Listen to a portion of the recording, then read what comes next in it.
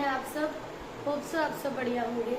बच्चों, last class में मैंने आपको बताया था कि ऑब्जेक्टिव्स या लिमिटेशंस अकाउंटिंग में इन सब की क्या इम्पोर्टेंस है। तो इसके बाद बच्चों आप सबको क्लियर हो गए टॉपिक्स। इसके बाद अब जो मैं आज आपको न्यू टॉपिक करवा रही हूँ वो है basic terms, basic accounting terms. मतलब these are the words which you should know before आप कि कोई भी नेक्स्ट चैप्टर करें। हम अकाउंट्स में कुछ भी टिपिकल लैंग्वेज में या अकाउंटिंग लैंग्वेज में स्टडी करें, बिफोर दैट आपको कुछ ऐसे बेसिक से वर्ड्स हैं जिनके मीनिंग आपको पता होने चाहिए। तो बेसिक अकाउंटिंग टर्म्स में कुछ वर्ड्स के मीनिंग एक्सप्लेन करूंगी आज मैं आपको। अकाउंटिंग का आप मीनिंग समझ चुके हैं क्या है, हम क्यों अकाउंट्स प्रिपेयर कर रहे हैं, उसके ऑब्जेक्टिव्स क्या है, ये सब मैंने आपको लास्ट क्लास में समझा दिया। ठीक है, आफ्टर दैट बच्चों अब जो आपको मैं करा रही हूँ जो वर्ड्स है, सो दैट किसी भी चैप्टर में मैं इन वर्ड्स को यूज करूँ तो आपको प्रॉब्लम नहीं आएगी कि इनका मीनिंग क्या है। ये कुछ बेसिक से वर्ड्स है जिनका मीनिंग आपको पता होना चाहिए। तो ये आपका बच्चों सेकेंड चैप्टर है, बेसिक अकाउंटिंग टर्म्स। आपने लाइक बच्चों वर्ड सुना होगा कभी कि डेटर क्या है, एंड माइट भी आपके लिए बिल्कुल न्यू वर्ड हो, कभी नहीं भी पता होगा कुछ बच्चों को। क्रेडिटर वर्ड है, one word is creditor. Assets क्या होते हैं, लाइबिलिटीज क्या होती हैं, ये सब आपको मैं अभी क्लियर करूंगी वन बाय वन कि इनके मीनिंग क्या है। अकाउंट्स में हम ये वर्ड्स कब कब कैसे कैसे यूज करते हैं। लाइक फर्स्ट वर्ड जो है that is assets.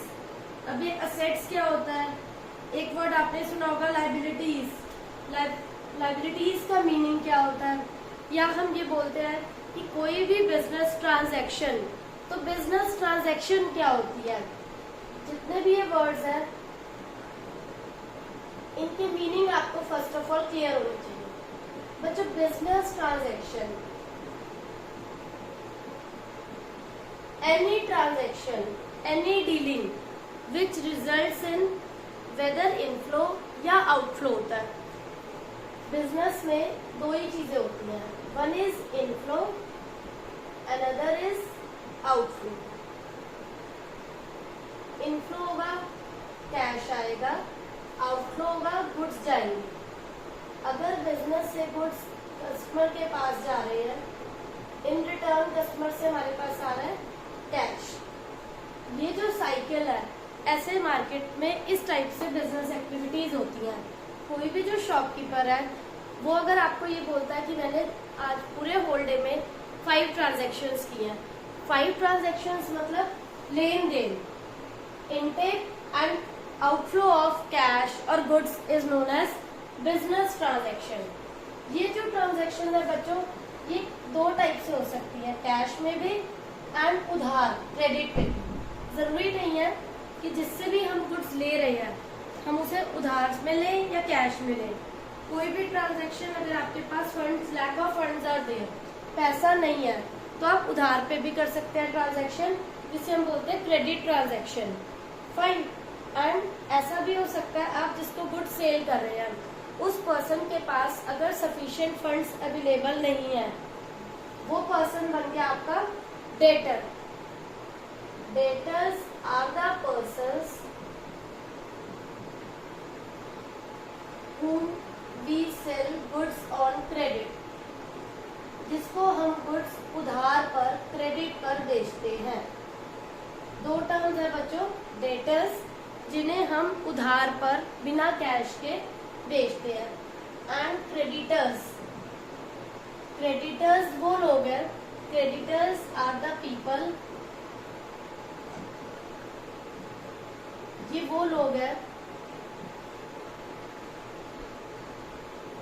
who gives us goods on credit, जो हमें उधार पे गुड्स देते हैं, या हम जिन लोगों से हम उधार पे गुड्स बाय करते हैं। उधार पे लेना, if we are not having sufficient funds, हम कैश नहीं दे पा रहे अभी, और अगर हम उधार पे खरीद रहे हैं, जिन लोगों से हम उधार पे ले रहे हैं वो लोग हैं क्रेडिटर, और हम उनके बन जाएंगे डेटर, बिकॉज हमें पे करना है, अभी वो उधार रह गया, हमने पे नहीं करा। तो इस केस में बच्चों हम बनेंगे डेटर्स एंड वो लोग हो जाएंगे आपके creditors. And if in case अगर आप कुछ ऐसे लोगों को गुड्स दे रहे हो जिनके पास सफिशिएंट फंड्स नहीं है, वो आपसे उधार पे गुड्स खरीद रहे हैं, तो वो लोग हैं हमारे डेटर्स। जिन लोगों को हम उधार पर बेचते हैं वो बन जाते हैं डेटर्स, एंड जिनसे हम उधार पर बाय करते हैं, खरीदते हैं, दे बिकम क्रेडिटर्स। ये बिल्कुल बच्चों बेसिक से वर्ड्स हैं जो आपको पता होने चाहिए कि इनका मीनिंग क्या है। सो मेनी टाइम्स आप अकाउंट्स में जब भी पढ़ेंगे इन वर्ड्स को सुनेंगे, तो there should not be any type of confusion while studying accounts if you know the proper exact meaning of these words. Now the word is business transaction. Any transaction or any activity which results in inflow or outflow of goods. किसी भी transaction में अगर आपका goods का inflow हो रहा है या फिर आउटफ्लो हो रहा है, that is known as business transaction. ठीक है बच्चों, इसके बाद नेक्स्ट वर्ड आ रहा है आपके पास असेट्स। क्या होते हैं असेट्स और लायबिलिटीज का मीनिंग आपका क्लियर होना चाहिए। असेट्स को हम बोलते हैं वन वर्ड में प्रॉपर्टी ऑफ ओनर, जो सब कुछ ओनर का है बिजनेस में, जो ओनर का अपना है। फॉर एग्जाम्पल अब इसमें आप क्या लेंगे, plant and machinery, land and building. Owner ने बिजनेस में जो कुछ लगाया है और वो उसका अपना है। फॉर एग्जाम्पल है इसमें सबसे बड़ा एग्जाम्पल आता है कैश, बैंक बैलेंस, आपकी लैंड, आपका प्लांट, मशीनरी, ये सब क्या है ओनर के असेट्स है, जो उसको किसी को नहीं देना, उसका अपना है, उसकी अपनी प्रॉपर्टी है।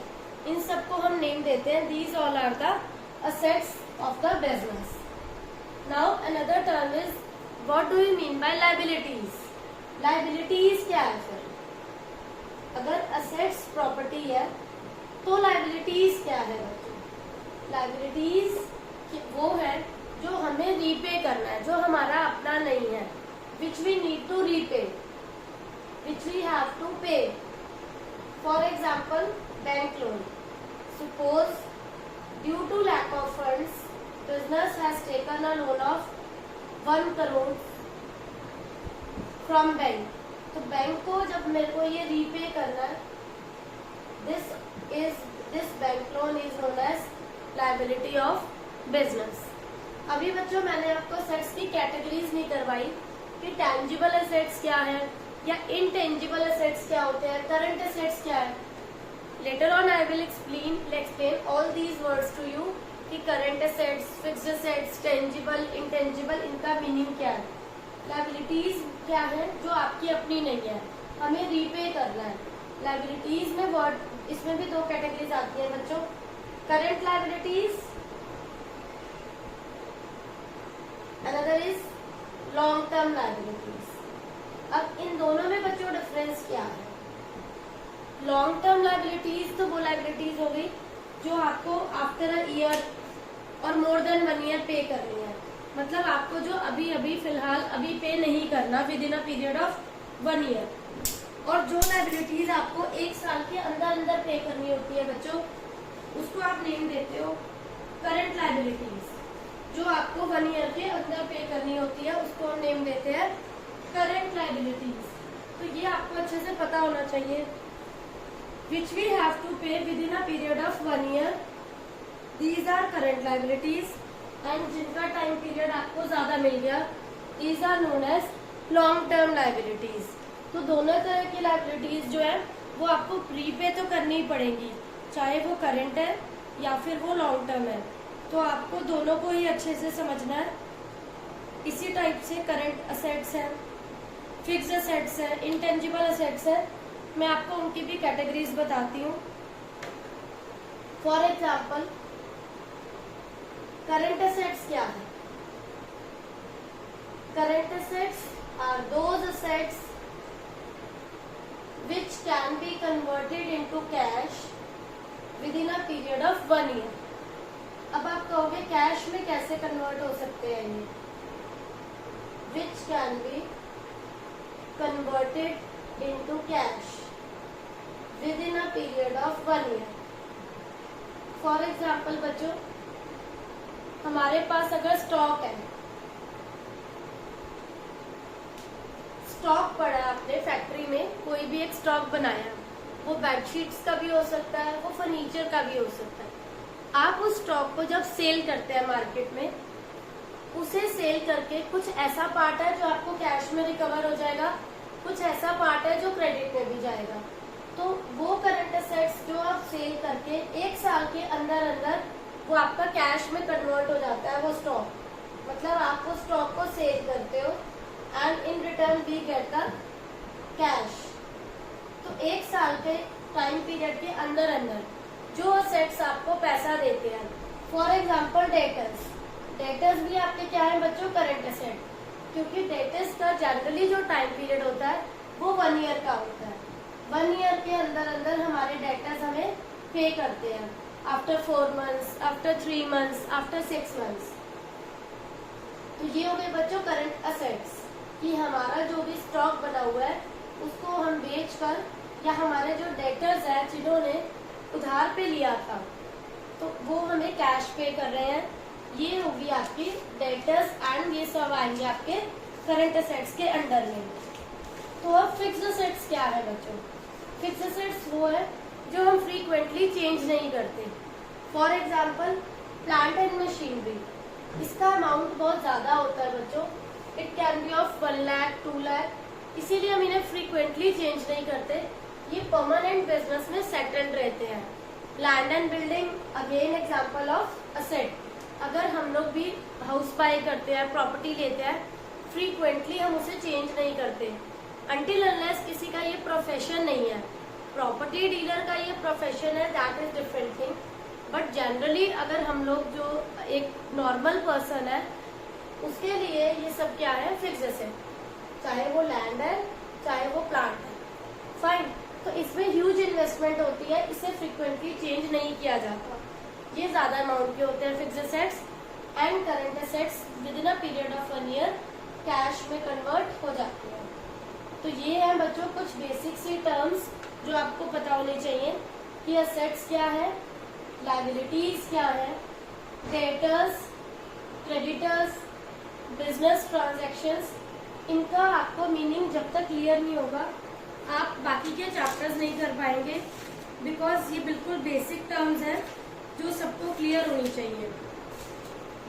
बिजनेस में प्रॉफिट जनरेट होगा, कैसे जनरेट होता है बिजनेस में प्रॉफिट? जब हमारी जो कॉस्ट है वो इन कंपैरिजन टू सेल कम होती है। मैंने आपको एक आइडिया दिया था, एक ट्रेडिंग अकाउंट बैलेंस शीट होता है जिसके थ्रू आप बिजनेस के प्रॉफिटेबिलिटी सिचुएशन को देखते हैं। एक बैलेंस शीट प्रिपेयर करते हैं हम जिसके थ्रू हमें बिजनेस की फाइनेंशियल पोजीशन का पता चलता है। तो वहां पर भी बैलेंस शीट में इन सब वर्ड्स का यूज होता है कि बिजनेस के पास कितने असेट्स हैं, लायबिलिटीज कितनी है। वहां पर हम अपने स्टॉक को शो करते हैं, अपना कैश का बैलेंस भी शो करते हैं उस बैलेंस शीट में, बैंक बैलेंस भी शो करते हैं। तो ये सब टर्म्स आपको बच्चों अच्छे से समझनी है एंड लर्न करनी है। आज हमने जितनी भी ट्रांजैक्शंस, बिजनेस ट्रांजैक्शन, असेट्स, इनके मीनिंग समझे, आप इन्हें अच्छे से लर्न करिए, इन्हें अच्छे से रिवाइज करिए। नेक्स्ट क्लास में मैं आपको कुछ और अकाउंटिंग टर्म्स कराऊंगी स्लोली सो दैट आप अच्छे से इन्हें समझ सकें। तो होप सो बच्चों आप सबको ये टॉपिक्स क्लियर हो गए होंगे, कोई डाउट नहीं होगा। Still you are having any doubt, please ask in comment section. Thank you.